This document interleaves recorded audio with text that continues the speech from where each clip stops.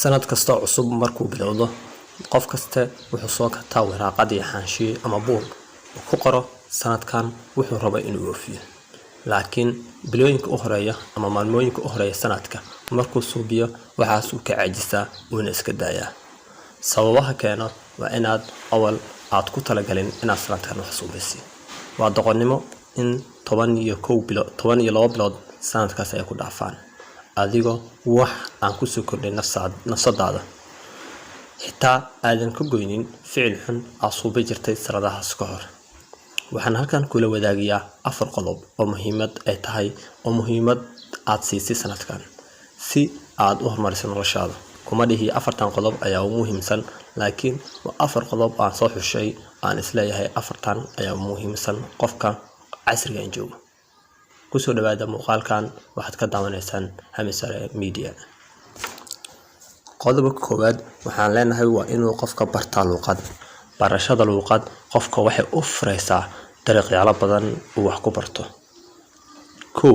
barashada luqadda Carabiga mid ka mid ah luqadooyinka ugu caansan dunidan. mar waxay ahaa jirtay luqadda ugu hogaaminaysa caalamka, laakiin maanta ognahay luqadda hogaaminaysa waa Ingiriiska.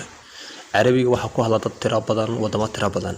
haddaad baratay waxaad faa'iideysaa wax tiro badan.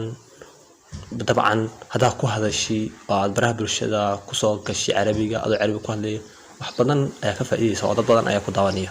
dhanka kale luqadda Carabiga waa mid quraankeena uu kusoo degay diinta ahaan diinta ay ku qoran tahay waana ku baraa kartaa. muhiimadda koowaad ee luqadda Carabiga waa sidaas. luqadda Ingiriiska waa luqadda maanta ugu muhiimsan qof kastoo dunidan ku nool inuu barto. haddaadan garanayn luqadda Ingiriiska luqad kasta oo garanaysid wax faa'iido kuma soo kordhinayso. maxaa yeelay luqadda Ingiriiska waa luqadda kaliya ee dunidan casriga la isticmaalo. luqadooyin kale ayaa jiraan sida Spainka, sida Faransiiska, Italy, kuwaas oo dhan baraa kartaa. Turkiga xitaa baraa kartaa. wax badan ayaa ku soo kordhinayaan. luqadda ugu muhiimsan waa Soomaaliga iska dhis oo Soomaaliga si fiican u baro. maxaa yeelay waa luqadaada hooyo. kuma dhihi waxaan oo dhan luqadooyinkan oo dhan baro, laakiin sanadkan waa inaad oofisaa hal luqad inaad baratay. isku day inaad hal luqad baratay. dabcan hal luqad complete ma baran kartid ayadoo si fasiix ah u baran kartid, laakiin isku day inaad marka hore luqadaas isku diyaarisay inaad baratay. laakiin hadda dhahay 2 luqad ayaan baraa ama 3 macquul gal maahan, waxa laga yaabaa inaad ka cajisto. qodobka labaad wanaajinta xiriirka Rabbiga kala dhaxeeyo waa mid muhiim ah. qof kastoo muslim ah inuu wanaajiyo xiriirka Rabbiga kala dhaxeeyo.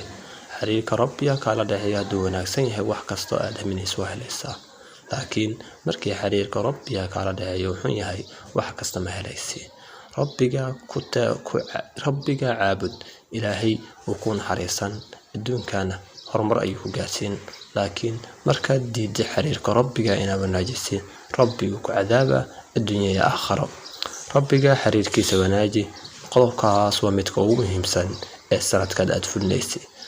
xiriirka Rabbiga inaad wanaajisid sanadkan kali maahan, laakiin inta ka hartay noloshaada waa inaad wanaajisid xiriirka Rabbiga kala dhaxeeyo.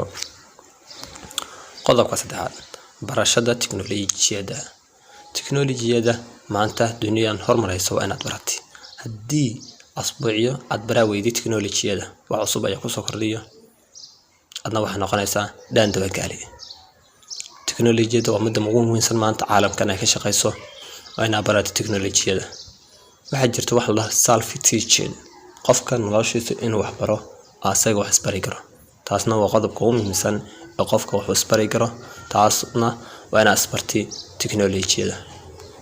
markaad ku jirtay barta internetka aad daawanaysi waxyaalaha aan faa'iido ku lahayn dhammaanteen aan daawana aniga ka bilow ilaa adiga lagu geeyo. laakiin ma awoodi hal saac aad baratay wax ku saabsan tiknoolajiyada wax faa'iido maanta nolosha ku soo kordhinay. taasna waa khasaaro aad iyo aad u weyn. qodobka 4 barashada diinta mid ka mid ah waxa ugu muhiimsan ee qofka bini'aadamka ku nool yahay waa in uu barto diinta Allah. waa waajib Allah uu ku sheegay diintiisa quraankiisa iyo axaadiis badan oo nabiga soo wariyay in la barto diinta ay tahay waajib. diinta barashadeeda qofka soo muslim ah dumar ama rag waajib ayay ku tahay in uu barto. hadduu barawaayana wuxuu la kulmiyaa cadaabka rabbi hadduu rabbi u naxariisan. waajib weeye inaad baratid diinta. markaad tukanaysid salaada waa inaad garanaysid arkaanteeda, shuruudeeda iyo waxyaalaha kaa buriyo, sunnooyinka, hay-aadka iyo abcaasheeda. laakiin haddaad dhahay waan iska tukanayaa, si dadka u tukadaan ayaan u tukanayaa, wax kaa ansixiya ma laha. maxaa yeelay shay kastaba cilmi ayaa lagu bartaa ka hor inta aan la subin. haddaad rabti maanta inaad noqoto mid ka mid ah ciyaaryahanada ugu wanaagsan dunida, waa inaad marka hore training badan suubisay. waa inaad barataa balooniga si loo darbeeyo, si goolka loo dhaliyo ama si loo daafacdo, ama haddaad goolkiiba tahay si balooniyaasha loo ilaaliyo shooqa inay taabato. laakiin qofka bini'aadanka hadduu dhaho wax waan bilaabayaa mana baranayo, waa been.